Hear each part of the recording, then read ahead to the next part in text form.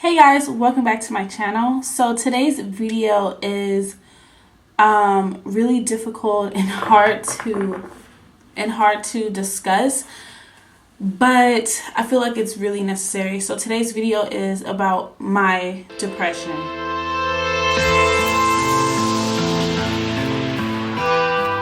So oh my gosh, I decided to make this video. I've been trying to make this video for you guys for months now, probably over a year, but I just wasn't ready. And so one of the main reasons why I decided to go ahead and film this video for you guys was because of the show called 13 Reasons. If you haven't heard of the show yet, it is a show about a girl who basically is suicidal, commits suicide. I don't want to give the details of the show if you are watching the show or if you haven't seen the show, but that's kind of the gist of the show, the main focus of the show. So I decided that it was time for me to come out with my own story of depression and suicidal thoughts. It's really hard to sit here and film this for you guys. It may seem like it's easy because it's YouTube, but it's really hard because I know that thousands of people may wind up watching this, including family members. So I just feel, but I really feel like that I can help someone else that is going through what I went through, or what the main character of the show, Hannah, went through, or who had these thoughts, or who knows someone who could possibly be suicidal or have depression. So I'm just going to share with you guys my story. This is no way, full disclaimer, this is no way to get attention. This is no way to make fun of depression, because it's really serious. This is literally my story. So if you have a problem with this, please don't watch the video. Please don't leave negative, nasty comments towards the actual disease of being depressed, because it's not something that should be taken lightly. And like I said, it's not for attention, because honestly, if it was for attention, everybody in my family would know, and to be honest, nobody really knows. So now that that is out of the way, I want to kind of share with you guys my story. The only people that kind of know about my depression is obviously my boyfriend, because we live together. My mom just kind of recently found out, because we were kind of talking about some things, and I kind of came out and told her. Some of my close friends, but if you're like shocked by the title of the video and the content of this video, it's because you didn't know. So that's why. So a lot of people didn't know, and the reason why some of my close friends know is because like school, and then like school really like triggered a lot of stuff, so they know because we went to college together, and we were just really close friends.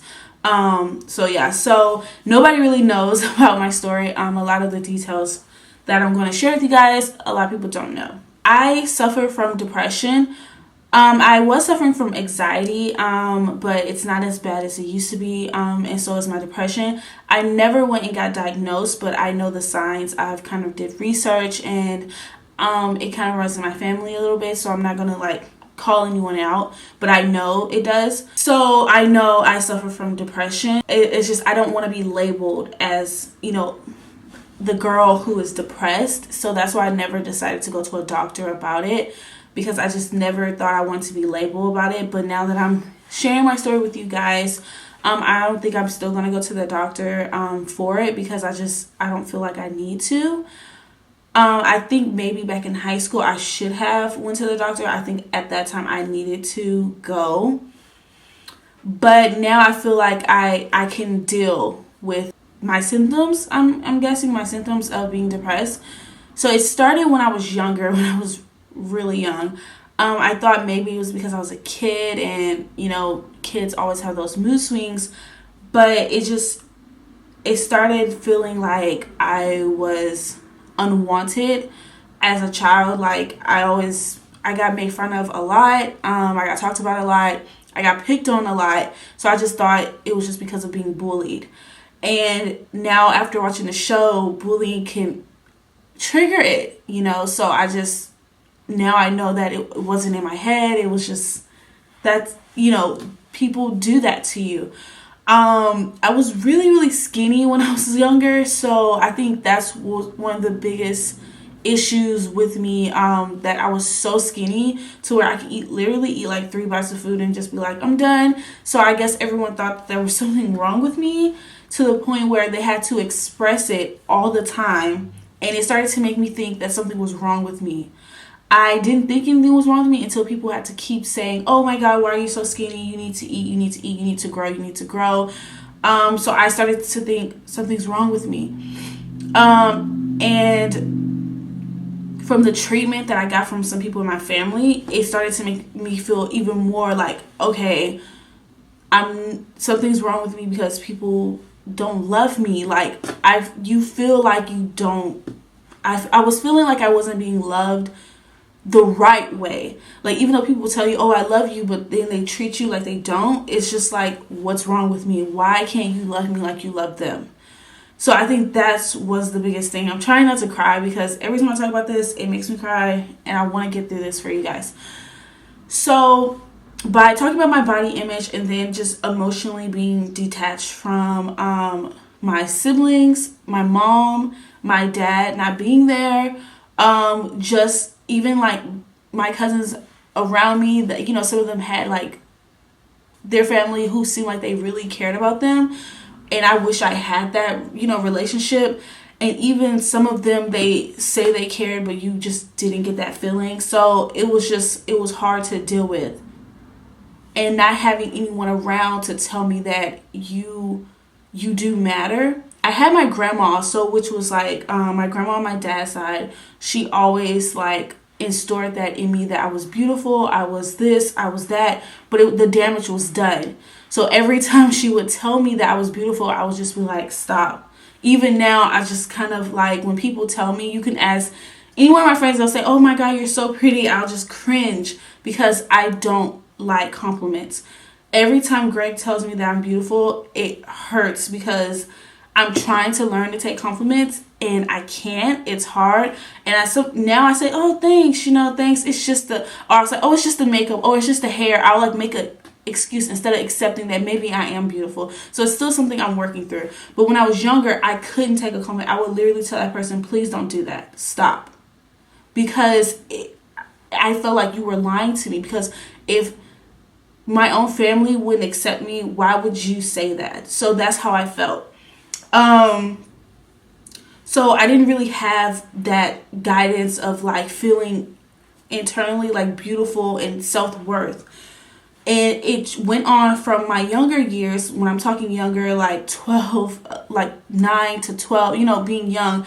And I went to middle school, and it got even worse in middle school because now I went from being super skinny to being fat. I just out of nowhere, and then it became a problem with some people, like, oh, now you're too fat. So first you're too skinny, now you're too fat. And I'm like, I'm never going to be good enough. And it hurted so much to like get made fun of all the time, and just hearing about my weight over and over again, and about everything, my skin, my hair, all my hair fell out like from a bad perm. So you just thought like, why is this happening to me? And then just being at home was horrible. I never told my mom this, so like she's going to see this and it's going to be like really crazy, but I hated being at home because it felt like my mom treated my other siblings better than she treated me. So me and my older brother have the same mom and dad. We're really close now. Like we're so close now. We've always been close, but there was a period when me and him kind of fell apart. It hurted a lot because we've always been like close. We're literally like 1.5 years apart in birth, and our birthdays are like right behind each other. So we celebrated birthdays together. My mom always like put our birthdays together because it's so close. And I was actually supposed to be born in March, and his birthday's in March. So it was just like weird how close we are. But it just felt like she always treated him differently than me. And I was like, why? Is it because I'm a girl? And then I had my other sister, but I was like, you treat her like you treat him. So what is it? Is it me? So I started to believe that it was me. It was something wrong with me. Like, I look more like my dad than my brother do. So I just assumed it was because of that. It got more into depth than that. So, I just hated being at home. Like, I'd rather be anywhere at home. I would rather go to school than be at home. So school played a big part in who I was. At school, no one knew anything, because at school I was a totally different person. I loved being at school because I wasn't at home. I loved being at my friend's house. I loved being outside because I wasn't at home. When I got home, it just seems like whatever I was feeling at school just didn't even exist, and I became a totally different person. When I did have an episode of like feeling depressed, but I didn't know what it was, I reached out, I launched out to a point where I would just destroy my whole room. But before anyone could find out, I would hurry up and clean it up, because I didn't want them to know that something else was wrong with me. I think my younger sister, not the youngest but the middle child, she kind of knew something was wrong, but she was little, so she didn't really understand. So I leashed out on her a lot, because I just felt like, why does she love you like that and not me? So that's why I felt that way. I'm trying not to cry. So middle school went, I got picked on. I still got bullied a lot. And then high school. When I went to high school, I made so many friends. It was weird because I was like, wow, I have all these friends that I didn't have before.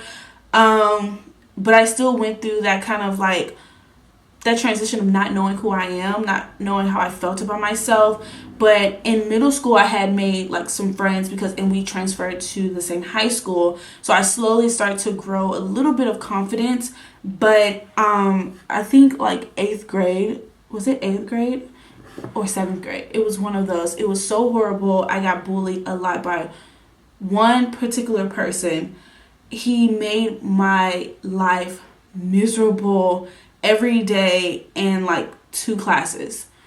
Every day, every time I had that class. And I was just like, why is this person? I was new to the school when I moved there. So not only did I hate being at home, and I was going through all those issues with feeling neglected, feeling unloved, feeling like I was worthless, and all these things, because I had this person that I didn't even know attacking me, like just in class in front of everybody. And I'm like, what is going on? Like, I don't even know you. Why are you doing this to me? And it got to the point where I just hated going to class. But the only reason why I could survive it was because I had a best friend in the class, and then I had a few other friends in the class, and they tried to make me feel better, but it was just so bad. So 8th grade, I think that was 7th grade. So 8th grade, that person left, so it got a little better, and I got more friends, so it became a little bit better to deal with whatever I was going through at school and leaving that at home. And I had a boyfriend, so that person made me feel even better about myself, gave me more confidence. And so I started using that person that I got as a crutch, as a like, I need you, like make me feel better. So it got to a point where at home I can kind of deal with the situation. So not only at home, my mom got a new boyfriend, but he turned out to be a total asshole and a really bad person, not only to us, like my siblings, but towards my mom. And it was crazy because we saw it and she didn't see it, and we were like, this person isn't good for you. And he became, one of those people that just sucks the good out of everyone. That's what kind of person he was. And it made it worse on me and my siblings. It started to break us up. And that was the last thing I needed, because I didn't need that happening with whatever else was going on. So it became even more of a need for the guy I was dating, that I need you, even though I didn't want to tell you why. So if this person watch it, they know who they are. That was the reason why I was so weird at school, like as far as like not expressing my feelings. It's because I didn't know how. I wasn't taught how to, and because I was just like, I was using that person, holding on to that person, like, I need you to help me get through this. So 8th grade at school, everything was good, but at home it just kept going downhill. And like I said, no one at school, none of my friends ever knew about what was going on. 9th grade year seemed to went good. It went okay. I made more friends. And then I lost the guy. The guy moved away. So there goes my crutch. So you guys see what's happening. Like, I had someone that was like, okay, I need you to help me be strong because I can't do it by myself. And the guy moved away, and I'm like, what am I supposed to do now? It just got worse because I started trying to hold on to that from a distance, but it just wasn't working. And I still had my friends. In 9th grade wasn't as bad. And then 10th grade came around and we just totally like separated. And emotionally, I just shut down. At school, I still was the same person, but at home, I was just like mentally like shut down because I just didn't know how to deal with all that. Because for 2 years, I had this person there to like help me through it. And then I did it. Even though that person didn't know how they were helping me through it, they were there. So I kind of just shut down. I was like crying all the time. I was so depressed, like especially that summer. Like I was so depressed. Going into I think 10th grade, I made bad decisions. Then 10th grade, I started dating this other guy who was a horrible person, and it just made things even worse. And then I wound up moving, and I went to a new high school, and oh my god, I'm crying. So I moved and I went to a new high school, and it just kind of made things a little bit worse. Immediately started getting like labeled and bullied and called out for like some odd reason. And then I had another boyfriend. He was super sweet, really nice guy, but I think he couldn't handle like what I had going on internally. So you guys probably are wondering like suicide. I tried to attempt suicide after my first breakup with the first guy that was my crutch, because I just was like, I can't handle this anymore. And I couldn't do it. Like, I couldn't push myself to do that to myself as much as I tried to. And I think my sister was there at that time, but I don't know if she remembered what happened. But she kind of like stopped me, and I was just like, because I didn't know how to deal with that. So I was just like, deal with life. After that, I was like, well, I don't have this person. I can't do this by myself. So I'm just not going to live anymore. So that's my first attempt. And then the second time was when I was with the guy before Greg. And he was so nice. He was a really nice guy, but he was too nice. He couldn't handle all of the baggage that I had. And it was to the point where it was breaking him kind of, because things at home got even worse with my mom and her boyfriend and things like that. So that stress was now put on me. And school was just so bad. Like, I went from being at a good place at school to being in a horrible situation at school because I switched schools. And it was to a point where like people were trying to fight me. People was trying to fight the person that was my best friend at the time. And then me and the girl that was best friends were no longer best friends because of some drama. So that was happening. And it was just like a whole bunch of people disliking me for like no reason. And then once me and that other guy broke up, me and Greg got together my senior year. That's when things slowly started to change a little bit. But it was still kind of the same atmosphere at school, because now I have even more people disliking me because now me and Greg are together and me and the other guy isn't. It was a whole bunch of drama with that at school. So, I kind of got through it. I'm not trying to give you guys full details because I don't want to bring other people into this story, and I can't really tell the story without giving names, and it was crazy. So on top of dealing with self-love, loved by other people, your close family members, self-image, throughout this whole process, I still couldn't take a compliment. I never felt beautiful. Never felt beautiful. Never thought I would amount to much. I was worth anything. And it all started being when I was younger, just not being told like, oh, I love you. Simple things like that. Simple things as, feeling loved, being treated differently from your peer, like from your siblings, can make you feel a certain way. My stepdad used to like, not like abuse, but it was like when I got in trouble, because I used to get in trouble for like the smallest things. It was crazy, like failing a spelling test and things like that. And I understood the purpose of why I was getting in trouble for failing a test, but I didn't understand why was the punishment so harsh. You know, I felt like even now when Zoe does certain things, I'm like, instead of like punishing her like that, try to figure out why is this person struggling so much. And I think that was so hard for me to understand when I got older. And I was like, why did that happen to me? Like, why couldn't you just figure out what was wrong with me? Like, why was it hard for me to learn there? Instead of trying to like figure that out, I just got, oh, you call it a spanking, a whooping, but it was so bad to where I had like lashes on my legs and bruises, and you know, and like it would hurt so bad. Like I'm saying, like they would hurt so bad to where I didn't want to be touched because it hurt, and I couldn't tell my teachers because then they'll think, you know, you're getting abused. But it was literally like this guy like spanking me, but spanking me to the point where it's breaking me. And so I was broken.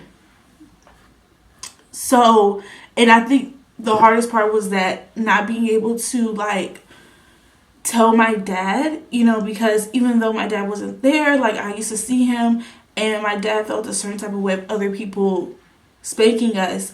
And I was holding that secret in for my mom because I was like, well, I don't want my mom to get in trouble with my dad. Like, you know, I always thought my mom and my dad would get back together. And I don't want that. I don't want them to fight because of me. So I didn't say anything, you know. So I just dealt with it. And even to this day, I do not like my sister's dad. Like, I just can't stand him. And I love my sister to death. She's the best thing that came out of their relationship. But so dealing with all of that, and then my senior year in high school, this was like when I was little, when I was in elementary, I still carry all of that as I got older. And with that first guy that I was dating, like in middle school, because we fell in love and all that stuff, and the way we broke up, it tore me apart. So not only am I carrying all that, I'm carrying that weight now. And so when me and Greg got together, it was just so crazy. We used to talk all the time, and you know, I didn't really tell him about my depression. I didn't share with him like everything that was going on, but it came out throughout our relationship. We started having issues with, we used to argue a lot, and that was only because instead of me just like expressing to him how I was feeling, I would just keep it in, and I would hold him accountable for all those people. Everyone that did something wrong to me, I made Greg accountable, and it was so bad. It got bad to the point where I was like, I don't want to live like this anymore. I don't want to live. I just wanted to stop. I just want to go. And that was my third. I didn't even tell you guys about the second time.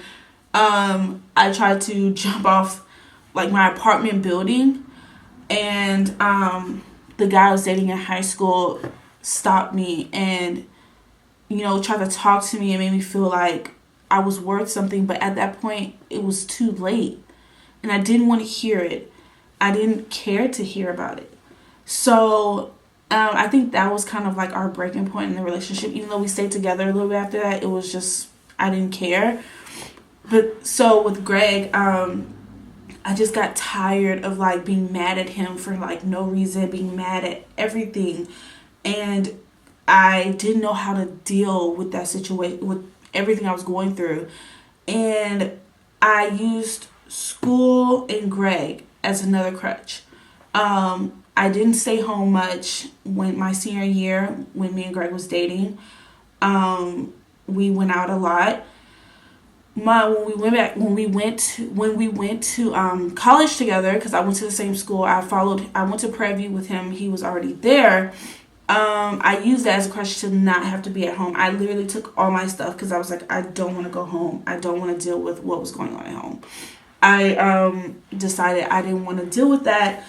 And I mean, it brought on more problems with me and Greg, because I couldn't face what was happening. Instead of talking to my parents about how my dad abandoning and leaving us, you know, everything he'd done when we were little and how that affected us growing up. Instead of talking to my parents, talking to my mom, about how I felt about me and her relationship. We didn't have really a relationship. We didn't really grow as mother and daughter until after I had Zoe. So it really upsetted me a lot that before then we couldn't even talk. We couldn't really have like a decent conversation because I couldn't talk to her. And I think that was the hardest thing, is not to be able to talk to your mom about certain things. And it kills me to even think that I couldn't even talk to my mom. Just imagine Zoe couldn't talk to me about certain things. And who wouldn't want to know what's going on in their child's life? So I think that was like the hardest thing, was like, I'm going through all of this and I can't even talk to you. So that made it harder for me and Greg to like move forward in our relationship, because I couldn't face all those things that was hurting me. So I just tried to kill myself again. I tried to end it. I tried to swallow a bottle of pills, and before I could get them all down, Greg like literally made me like spit them all out and gag them up. But I was still suffering. I was hurting. I was just hurt. I was just like, how can you create children and treat them this way? How can you say you love someone and you treat them this way? And this goes for anyone that says they love me. And I was like, but how can you treat them like this? I just don't understand. So I was so hurt, and just I was putting all that on Greg, and it was breaking him down. So when we finally came up here to Dallas, we thought things would be different. We'll fix everything. I would be better. I would be fine. He already, at that point, he knew something was wrong. He just tried to like cover it up and like let it go. Like, my nose is running. He tried to cover it up and let it go, like I was like just acting like it wasn't there. But every now and then there would be times where I was so depressed that I would literally just lay in the bed or on the couch and wouldn't get up. Like I had that I would just cry all the time, the whole day.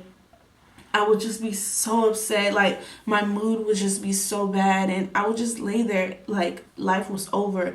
And I never thought about how much I had. I always thought about what I didn't have, and it just made it even worse. So once we officially like moved in together,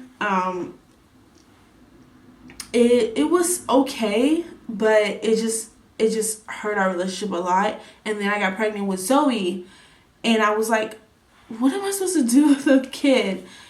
And I think some point in my pregnancy, I decided I didn't want to be like this anymore. I can't be like this having a kid. And so when we were deciding on names, we went through so many names trying to find a name for her. And especially when we found out it was a girl, and I was like, what are we gonna call her? And so I did some research, and I decided to call her Zoe. I decided to name her Zoe because Zoe means life. And I decided that this child is going to give me a new life. Like, she's going to give me something to live for. Of course, I had Greg, and I love Greg. And as much as he tried, he can't save me. You know, like, he can't save me. I needed to save myself. And I needed this kid to save me.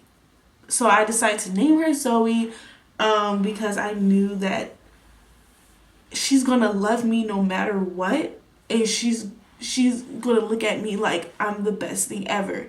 So when I had Zoe, a lot of the depression kind of like settled a little bit, because I've used her. Like, we had separation anxiety.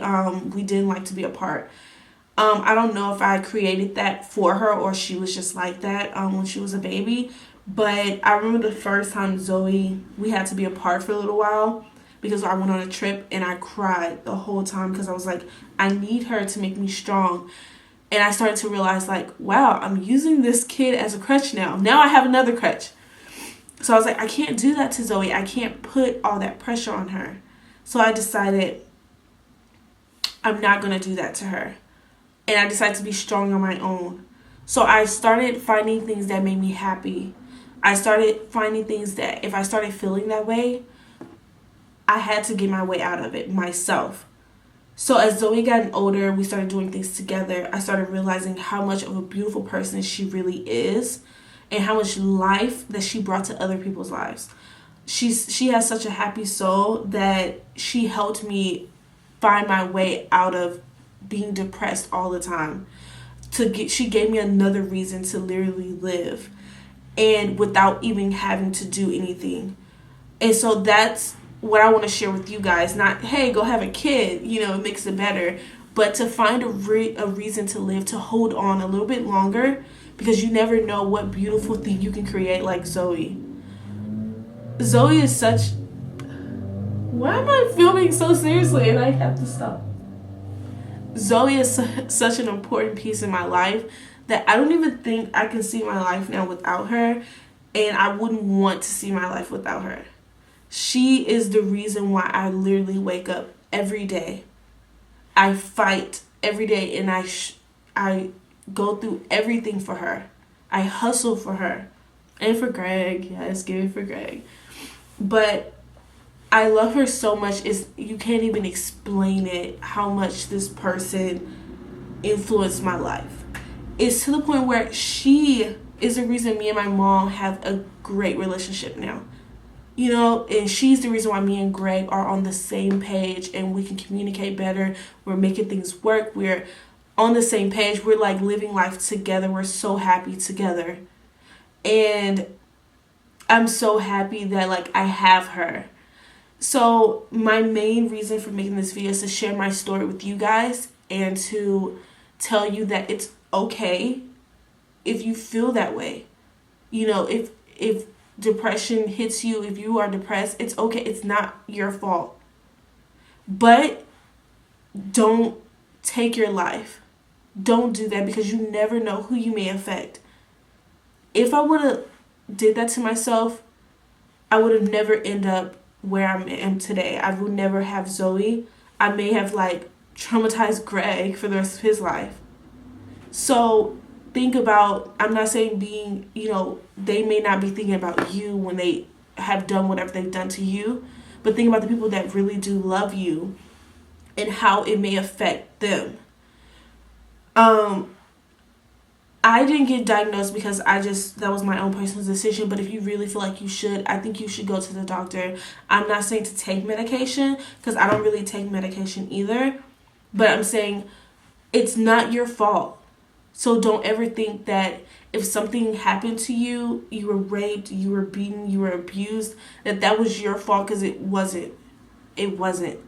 And I feel so...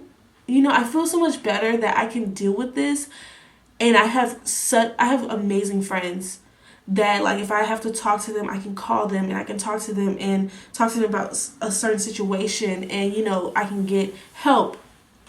If you don't have that, please find a good group of friends, a good support system, because I think that was the number one thing for me, is having that support system, having someone there to let you know it's going to be okay, like, you'll be fine, you can do this.